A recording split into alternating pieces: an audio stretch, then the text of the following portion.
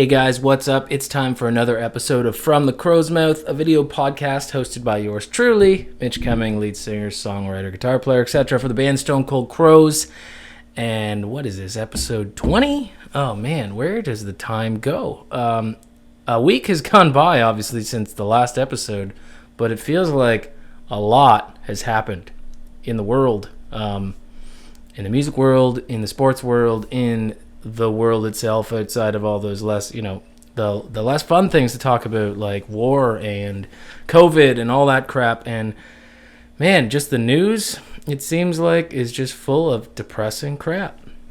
And I don't really want to go down that road, but sort of what I want to talk to you guys about today is a little bit sad, unfortunately, because if you're a rock musician or a fan of rock music or just music in general, we lost Taylor Hawkins this week, the drummer for the Foo Fighters, and in a very unfortunate incident. He was on tour in Colombia, and they found him in his hotel room, and he was not able to be resuscitated, and it was just a big blow for the music community. And I'm thankful that I had the pleasure of seeing Taylor perform live right before COVID with the Foo Fighters, and he did a wonderful job, not only on drums, but he did a vocal performance as well. So the world is truly mourning the loss of a great musician. And so I kind of want to talk about influences and maybe the importance of going to that show when it comes by, because you never really know when the last one's going to happen. So on a lighter note, though, I invented my own cocktail this week, last night actually. A rum drink, and I'm just ready for the weather to change, and I've been craving a good Cuban cigar, and so I thought I'm going to invent a drink that I might like to sip on while smoking one. And I got to tell you guys, the formula is a winner, and so I've named the drink the Rum Belicoso after one of my favorite pastimes. It's not the healthiest pastime, but I don't care. We got to die something someday. So I'm going to show you how to make one of these. So maybe if you're a cigar smoker like myself, you can make one and sip on it, because the sun is coming soon. So before we start talking about the other stuff, I'll show you how to make one of these. Cheers.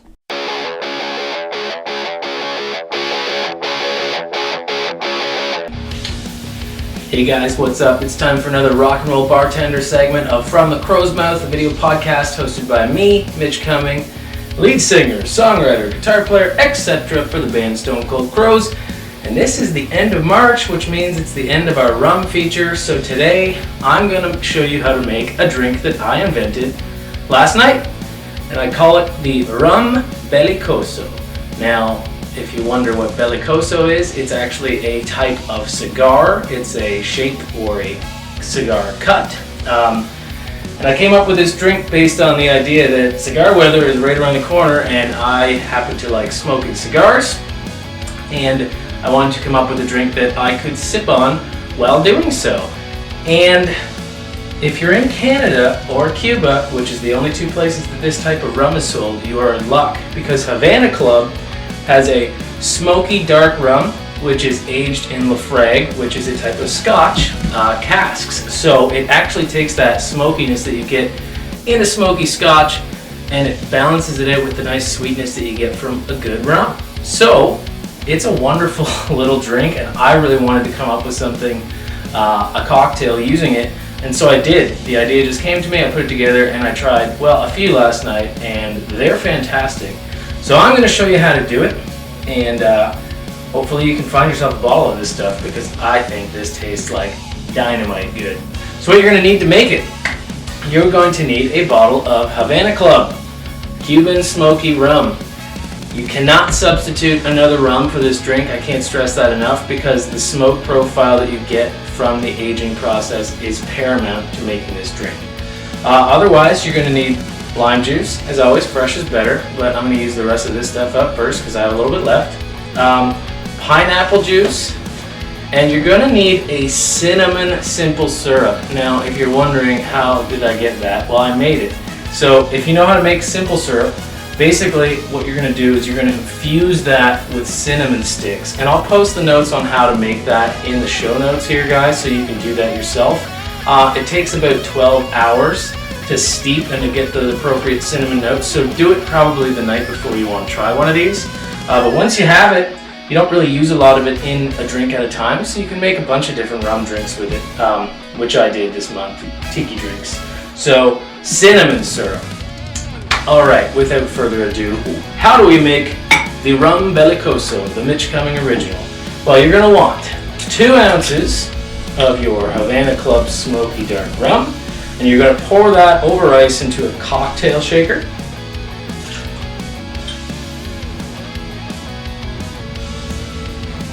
Oh yeah. Scotch and rum, 2 of my favorite things together at last. Delicious. You're going to want 3/4 of an ounce lime juice.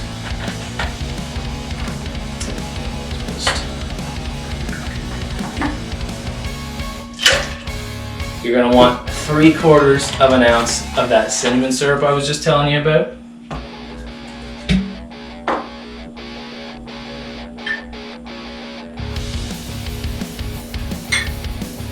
There you go. And we're going to shake those ingredients to chill and mix them up nice together. So make sure you got your lid on tight. And we shake.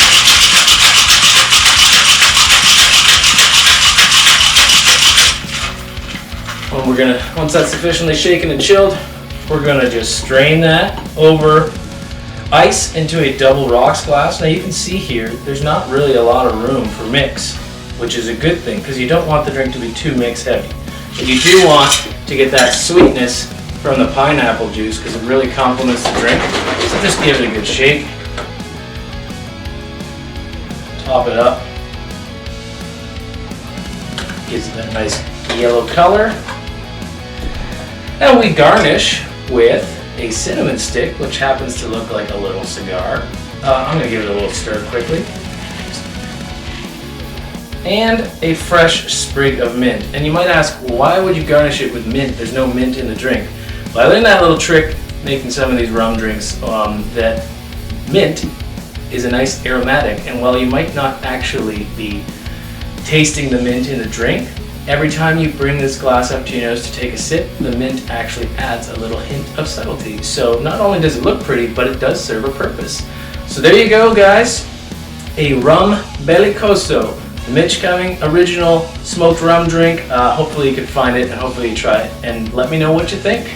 But as for now, cheers. And I'll see you on the music part of the podcast.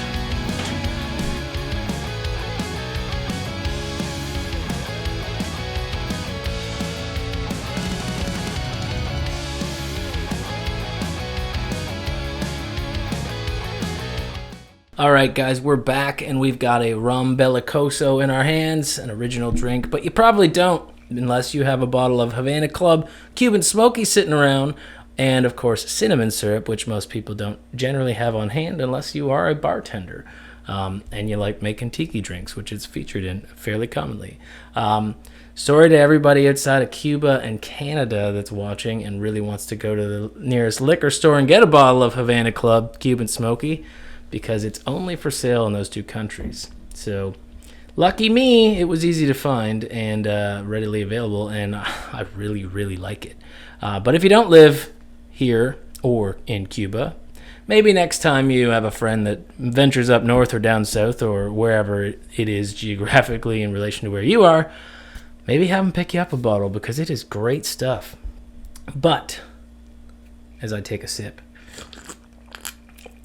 and smile on the inside with my own handiwork, we're going to talk about a little bit less fun stuff, maybe, and then also in a fun way. I mean, like, it sucks to lose, people in the music community as influential as Taylor Hawkins. I know he was one of Bryson's biggest drum influences, and honestly, me not growing up as a diehard Foo Fighters fan or anything, but like, I would watch the documentary series they did on HBO, and I got to know a lot about all the guys in the band, and Taylor just had this persona about him. He just seemed like the kind of guy that I wanted to hang out with. Like, he was a fun dude. He was a very positive mindset, very encouraging to his bandmates and to other people, very open with the fans, and he was a phenomenal musician, and I did have the pleasure of seeing him perform, thankfully, before that tragedy occurred. And so that's kind of what I'm thinking. Like, the music community has been really hit hard over the last couple of years with constant cancellations and shutdowns and rescheduled tours and everything going on. But now that things are opening back up, and you may be on the fence about, well, maybe I should get tickets to go support that band. And it doesn't even have to be, a band of the caliber of the Foo Fighters who sell out stadiums. It could just be your buddy's band, or that band that's local that's starting to make some waves, and you think, no, I'll catch them next time.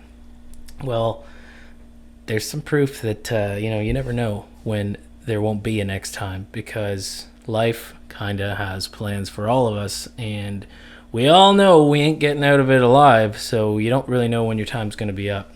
But it is really important, I feel, to support the artistic community and go see those shows when you can, not just for yourself but for them, but of course also for yourself, because there's tons of experiences in this life that you can put off, and then all of a sudden you can't do it because it's not available anymore, or your body can't do it, or something has happened, and you can't go. So just one of those things. And it kind of got me thinking, like, how many concerts have I gone to in my life? I've gone to tons, but there are some that, for whatever reason, I just turned down the chance, and the next thing you know, that's it. Like, I was fortunate enough to have seen AC/DC once, but I remember the first day of graduate studies began, and I was offered a ticket to go to AC/DC, and I didn't want to be the student that skipped out on his first day of class. I wanted to be a professional colleague, and I should have went to see AC/DC. It would have been great seats, and then, Malcolm passed away, and the band hadn't been the same since. And I had tickets I could have gone for free, and I didn't. And those kind of moments do happen. So, you got to go. You got to support them. Man, it's just such a bummer. I mean, in the sports world, too, like here where I live, Eugene Melnick, the owner of the Senators, and while he might not have been the most liked for some of the hockey things he has done, he also has done a lot for this city in terms of giving them a sports franchise and other things. And so there's another guy that just, boom, gone. And the sports community now here where I am is also in mourning. And it's just crazy, the amount of things that have happened in this last week. It's just got me thinking about it. So in regards to how does this relate to Stone Cold Crows? Well, it's like you're trying to get life back on track and get some money back in my account and doing everything like that to get set up for the future. And it's kind of like, well, maybe some of that money, Original Sin Part 2 is written, but it still has to be paid for. And there hasn't really been any sense of urgency lately, at least for myself, to get back into the studio. It's just been like, let's get life back together. But then I think part of the reason that I even started this project in the first place was with a sense of urgency, because I had some medical things happen that might have revealed that time was going to be a little shorter than I wanted it to be, possibly. I was waiting, and luckily, like, knock on wood, that's not the case. But with that sense of urgency, we got things done because there was a possible time limit on it. And one of the things that I always wanted to do was put out art into the world and just make the kind of music that I wanted to hear, and let's see what happens. And that's what we did. And we have been getting better at it and building on it. And then there's just this lull. And maybe the news this past week just kind of made me think about those things again. Well, they kind of got pushed aside. Like, who knows? Like, I would love to say, I want to have at the very least Original Sin trilogy. I want it to be out in the world. Like, if not just for myself to listen to, for other people to listen to. I mean, yeah, it would be great if I could say that I'm going to make tons of money doing it, but the kind of music that we play, realistically, there's a very small chance of that happening anytime soon. It's a passion. It is a passion project. Let's not confuse that with this is going to pay my bills, because as of right now, it definitely is not. It costs more money than we make, but I love it. Like, I love the music. And I know that's why people get into it in the first place. And if that's not why you're getting into music, you should probably stop now, because it is a... Sorry about that. As usual, the GoPro is now starting to cut out at least once an episode. But it is a very unforgiving business, and so you better love it, because it won't love you back. That's not really the point. Again, this episode, they've been getting kind of shorter, and with good reason.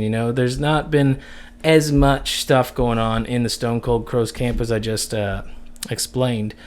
Just with the world opening and job changes and working and getting set up, and wow, we can walk around without a mask on for now. Hopefully it stays that way.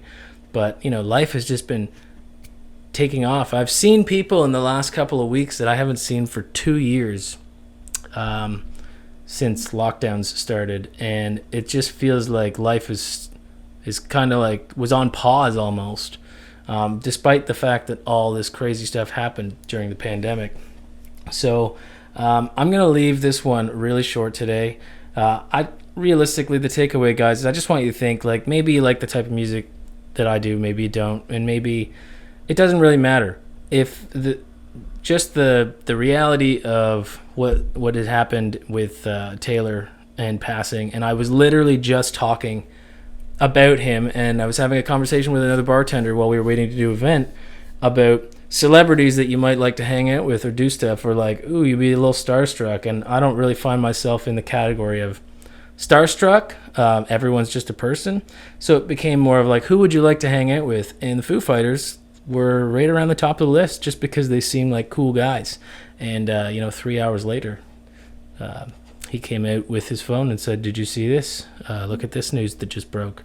So it's just one of those moments that stop and think about how much time you have left and how much time other people have left, and maybe give some of your time to those things that you want to do, those things that you love to do, and those people that you want to do those things with, because they're not always going to be there, and you aren't either. And so that is where I'm going to leave this episode, guys. As usual, I will sign off with the call sign, our mantra, but realistically, that's not the message I want to leave on this week. It's more so the content of what I just talked about. But remember, dare to be different and create cool shit, and do it while you can. See you next week. Cheers.